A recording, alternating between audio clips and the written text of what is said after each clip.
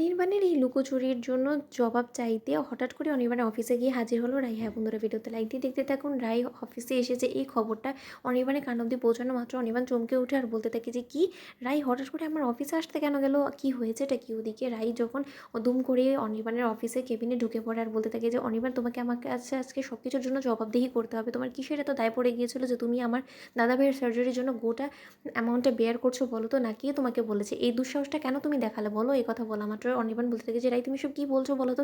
কিছুই তো আমার মাথায় ঢুকছে না। কিসের সার্জারি, কিসের অ্যামাউন্টের কথা বলছো বলো তো? তখন রাই বলতে থাকে যে ন্যাকা সাজছ তুমি, এমন একটা ভান করছো অনির্বাণ যেন তুমি কোনো কিছু বুঝতেই পারছো না। কিন্তু আমি ভেতরে ভেতরে খুব ভালো করেই জানি যে তুমি তোমার বন্ধুকে মুম্বাই থেকে এখানে আনিয়েছো, তারপরে তাকে দিয়ে আমার দাদা ভাইকে রিপোর্ট পড়ানো থেকে শুরু করে সকল জিনিস করানোর থেকে এই পর্যন্ত যা কিছু হয়েছে সেই সব কিছুর পেছনে আড়ালে যদি কেউ থেকে থাকে সেটা একমাত্র তুমি। সেটা তুমি নিজেও খুব ভালো করে জানো, কিন্তু তুমি এখন আমার কাছে ন্যাকা সাজছ। তুমি হয়তো বা ভেবে নিচ্ছ যে তুমি এই অভিনয়টা করলে আমি হয়তো বা বুঝবো যে না, এই ফান্ডিংটা অন্য কেউ করছে, কিন্তু সেটা হওয়ার নয় Anirban. I am really very sorry to say, তোমার বন্ধুর কথায় আজকে স্পষ্ট আমি বুঝে গিয়েছি যে সব কিছুর পেছনে তোমার যথেষ্ট পরিমাণে হাত আছে। এই কথা বলা মাত্র অনির্বাণ বলতে থাকে যে রাই, তুমি সবে মাত্র এলে, তুমি একটু বসো, চা কফি খাও, তারপরে তোমাকে বিষয়টা খুলে বলছি। এই কথা বলা মাত্র রাই বলতে থাকে যে আমি বসতে চাইছি না, তুমি বুঝতে পারছো না আমি তোমার অফিসে কেন বসতে যাবো বলো তো?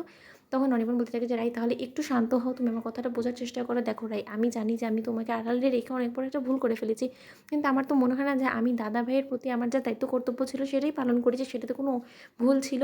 তুমি একটা জিনিস ভেবে দেখো না, যে বিয়ের পর আমাদের মাঝখানে তো কথা হয়েছিল যে দাদা ভাইকে যথেষ্ট পরিমাণে একটা ভালো স্পেশালিস্টের কাছে নিয়ে গিয়ে দাদা ভাইকে একটা ট্রিটমেন্ট করাবো, আর সেরকমটাই আমি কথা রেখেছি। আমি তো কথার খেলাপ করিনি, তাতে তোমার তো কিসের আপত্তি হচ্ছে বলো তো? আলটিমেটলি আমরা সকলে মিলে তো এটাই চাই যে দাদা ভাই যাতে আরও একবার স্বাভাবিক জীবন ফিরে পায়, বৌমনি যাতে সুখে ঘর সংসার করতে পারে। আফটার অল চরকির দিকে তো অন্তত তুমিই দেখবে। তুমি না হয় আমাকে সহ্য করতে পারো না, কিন্তু তাই বলে চরকির ভবিষ্যৎটা তো এরকমভাবে জলাঞ্জলি দিতে পারো না। হাজারো ওর তো কিছু সকালটা থাকতে পারে যে ওর বাবা ওকে কোলে নিয়ে স্কুলে যাবে, ওকে নিয়ে খেলবে, কিন্তু সেরকম কোনো কিছুই তো করে না, বাচ্চাটা পায় না। ও সকল আদরে থেকে বঞ্চিত হচ্ছে, শুধুমাত্র দাদাভাই নিজের পায়ে দাঁড়াতে পারে না বিদেয়। এখন যদি সেই স্বপ্নটা এত দিন বাদে পূরণ করতে পারে, তাও আমার বন্ধুর দ্বারা, তাতে কিসের এত তোমার প্রবলেম বলো?